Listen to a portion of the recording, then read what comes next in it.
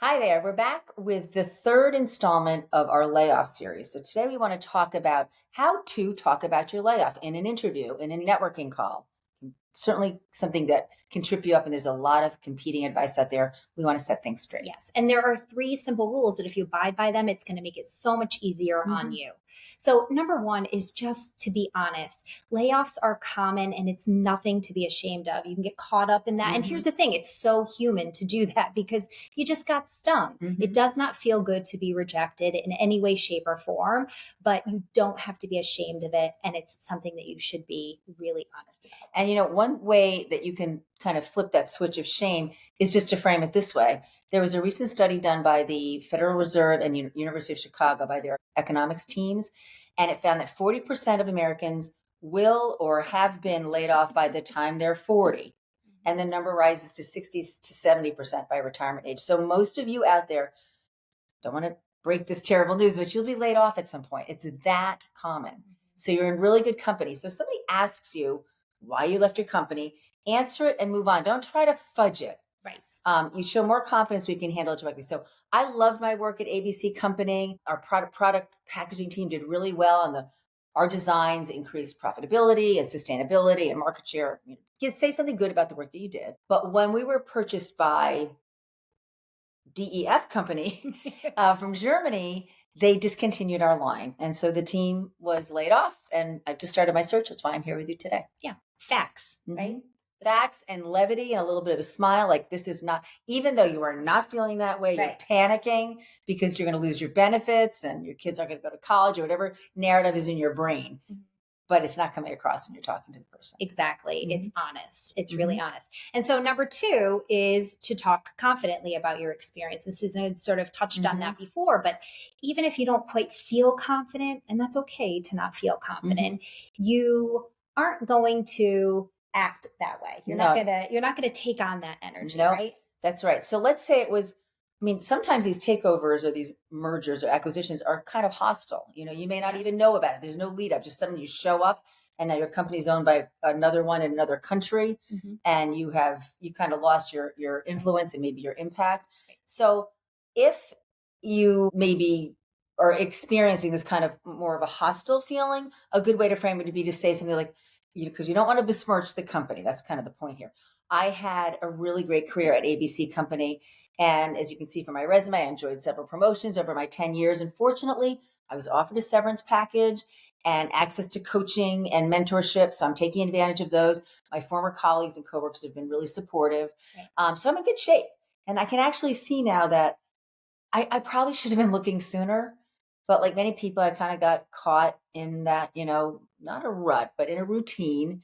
And I've realized now that it was time for me to leave. And I'm really excited actually to have this opportunity. I just need a little push. Right. And it's putting the spotlight on what you did for Hmm. that organization Hmm. and what you did well. It's Hmm. having confidence in knowing you did good work for this company. Right. And that's where you want to put your energy. And you don't want to put it on number three, which is you don't want to talk negatively about the company or your employer. You really, really want to talk positively about that. So sometimes in an interview, they'll really it's an opportunity for an interviewer to see how you handle that. Right. Because it's very easy to go after the company. It's a lot easier to go after the manager. Yeah. And here's the other thing, too.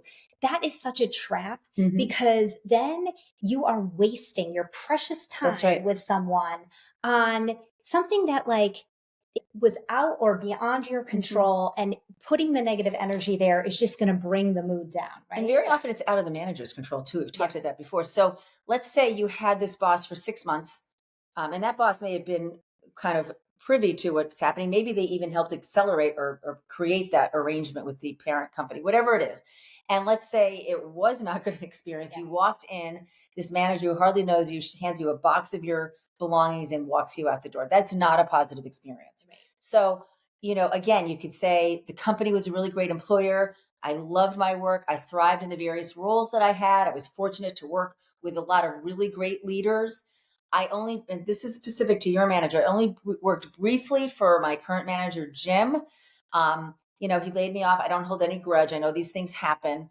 But I don't know that he would be the best example for me to share with you about a good manager employee relationship because it was short. We didn't have much opportunity to get to know each other. So I think I could give you a better example talking about some of my earlier managers. I'd love to chat a little bit about my first manager because I think that was kind of foundational. And the last one I had before Jim really had a great impact on me. We had a longer time to get to know each other and kind of accommodate each other's work styles. Right. Again, showcasing yourself and the experience in a positive light, because it probably wasn't all bad. And you know what? The interviewer knows that, Yes. and they're going to be impressed by that answer because I didn't fall into the trap. Yes. It's awful, but very common for hiring managers to kind of lay a trap for you and kind of see how you handle it. Yeah. Give you an opportunity to air your grievance, which, maybe you legitimately have. Yeah. Do not take that bait. Yeah. And if you fall into that trap, we added a number 4 to our list.